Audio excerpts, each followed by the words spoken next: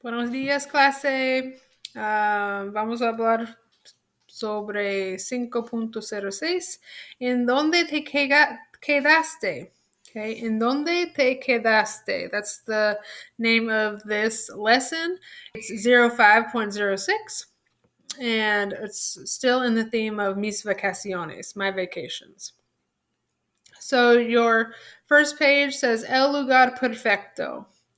Does your idea of the perfect place look more like a cabin in the woods, a 5-star resort in downtown, or a casual hostel filled with other travelers? This is what a hostel looks like if you're traveling abroad. It's usually like a giant room with bunk beds, and you stay there. It's a lot of fun, but it's one reason people stay there is because it's very inexpensive. So it's an easy way to travel and go a lot of different places and meet a lot of young people. So that is what a hostel is here. This is a cabin in the woods, beach vacation resort, and this looks like it's like a city hotel room. Okay, so that is your theme for this lesson. So we're going to go to the next section. And it says, in el hotel. In el hotel. Si tu familia y tú se quedan en el hotel, allí puedes encontrar el elevador y la tienda de regalos.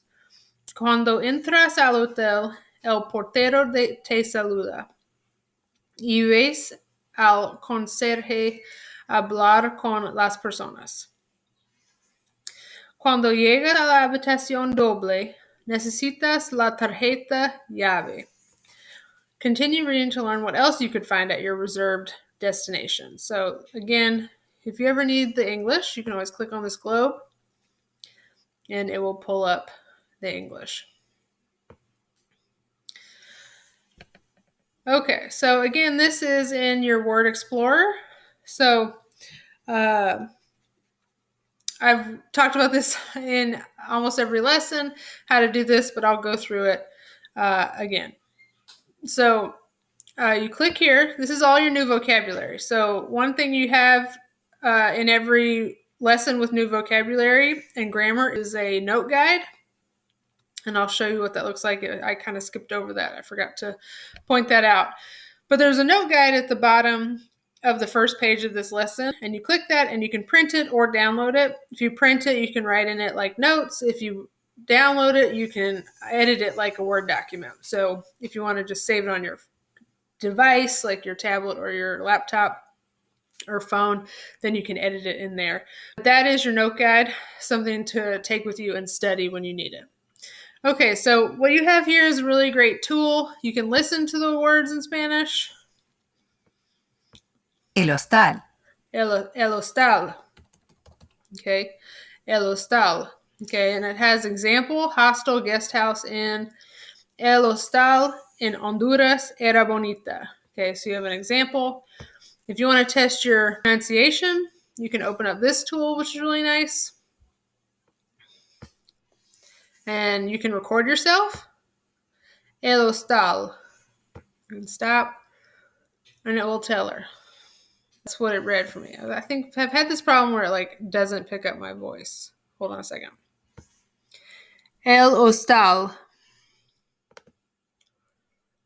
Okay, so if you need to, you may need to like really get in close to the microphone. Okay, so then it's going to give you a score. If you're in the red, you need to try again. If you're in green, you did great. So it's a really great tool to test your pronunciation, and which is great for your lesson later on where you have a speaking test in 05.09 assignment. So that you can go over here and you can kind of click through all your vocabulary, your new vocabulary, and practice it, hear it, which is really important because you do not have me in the classroom with you to hear it all the time. So this is your opportunity to hear the Spanish and pick up on the pronunciation from hearing it from a native speaker. Okay, when you're done with that, like I said, you've got a note guide here. If you click that, there's links throughout the whole lesson that kind of remind you to get your note guide out and write notes. This is what the note guide looks like. And so, like I said, up here you can print it or you can save it. So you have multiple options there. Let me get out of this. Okay.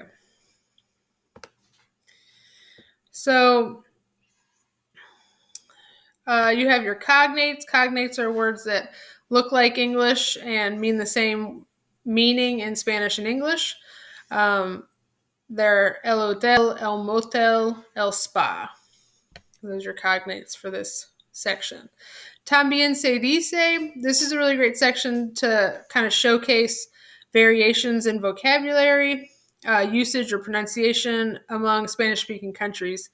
Because this course uses a form of Spanish called International Spanish, which is kind of like a very generic Spanish, and there's lots of variations in foreign language, in world languages. So it's interesting if you have some interest in learning more about those variations. That's a great thing to read about.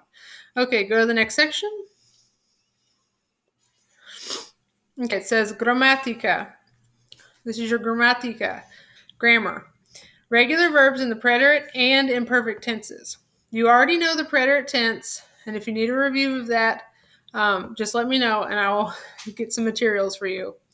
You already know the preterite tense and the imperfect tense are used to describe actions that happened in the past. Just remember to choose the correct verb tense to fit the situation and choose the correct verb ending. And if you need help on those verb endings, you can click this. And you've got your verb endings. This is your imperfect tense verb endings for regular verbs. This is your preterite tense endings for regular verbs. Okay. This is when you're conjugating. Okay, so review the situations in which you use the preterite and imperfect tenses.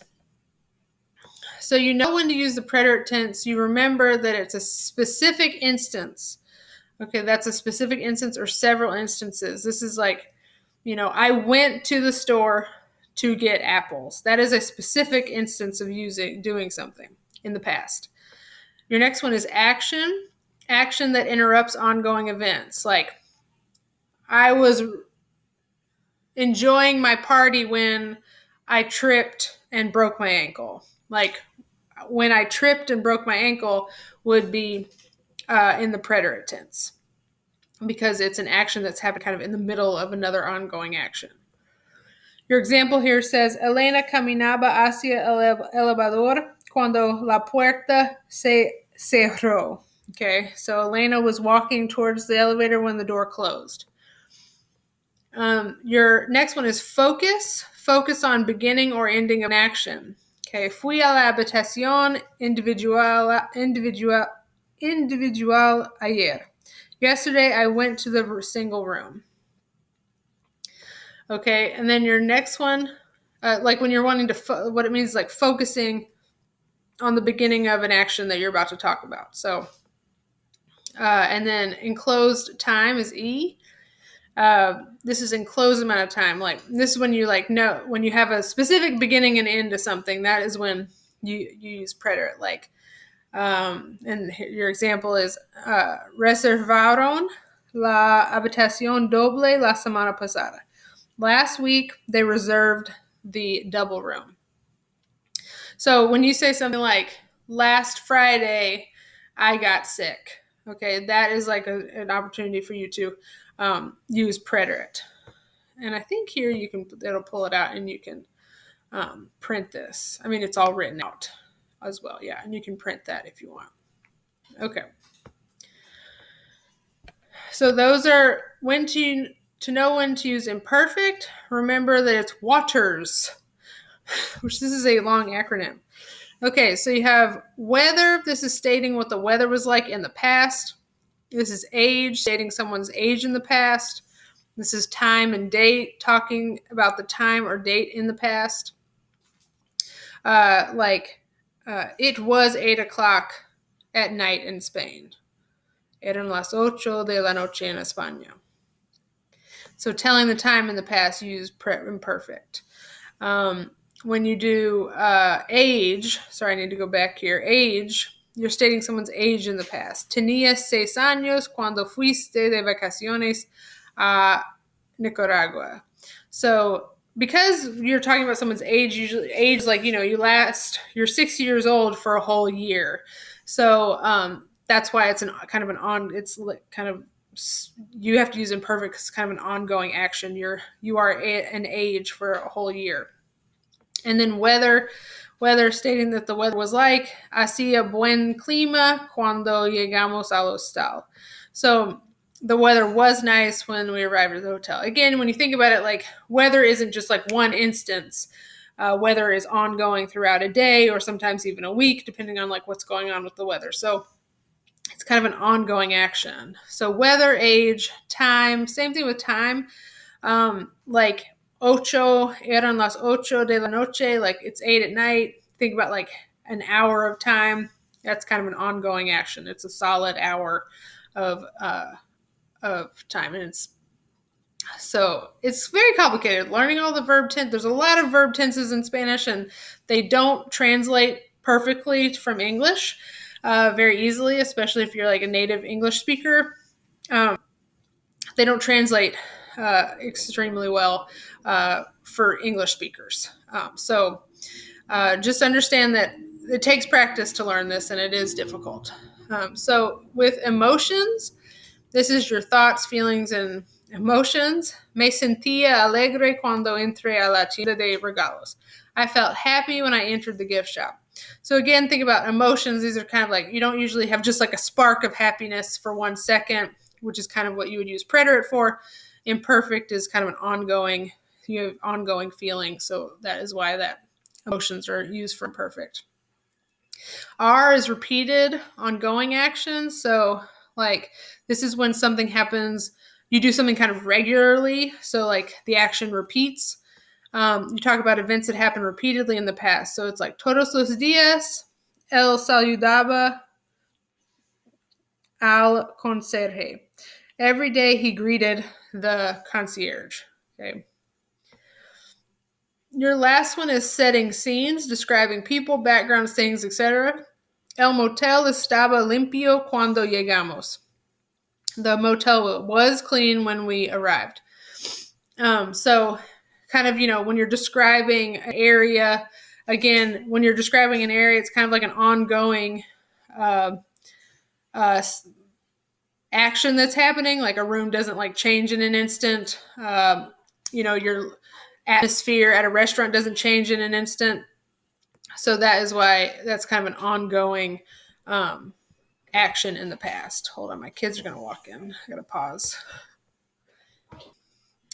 Okay.